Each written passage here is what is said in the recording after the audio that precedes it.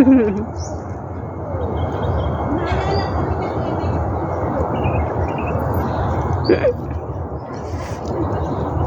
are you scared?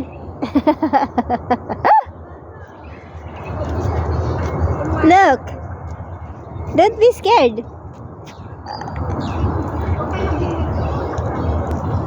Takot ka pala eh.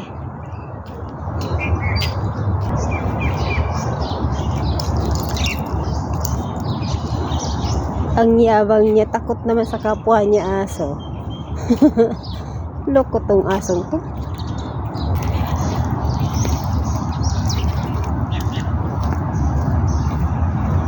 Yan na lang panahon. Hindi masyado malamig.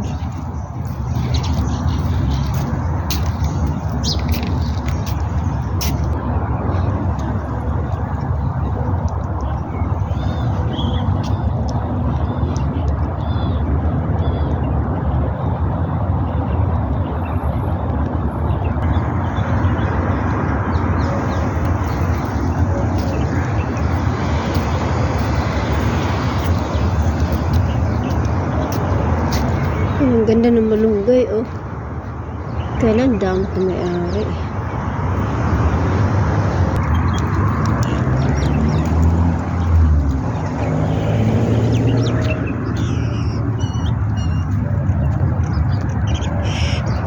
Ay, ibon, lumipad.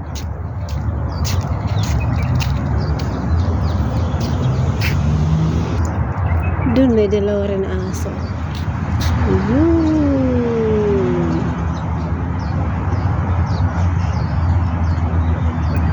Layo.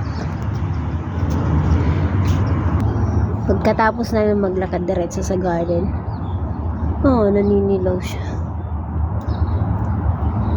Ang tataba na niya. Yun dito, ayan naputol. Ang lusog-lusog niya eh.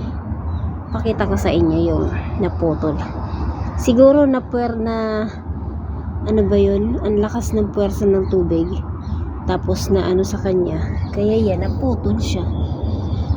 Ganyan yung mga dahon niya. Ang tataba. Sayang.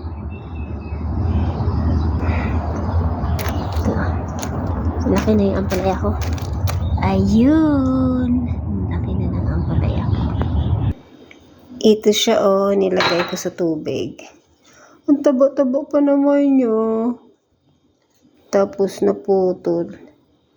Na yata ng hardinero, hindi niya napansin. Ang laki niya Tingnan niyo ng mga dahon. Tataba. So gagawin ko na lang siyang pesto sauce. Kasi favorite nila yun eh. Kaya nagtanim ako ng ganito kasi lagi kaming nagagawa ng pesto sauce. Kaya iyan. Sayang, hindi ko alam kung tutubo pa siya kasi. So, yun.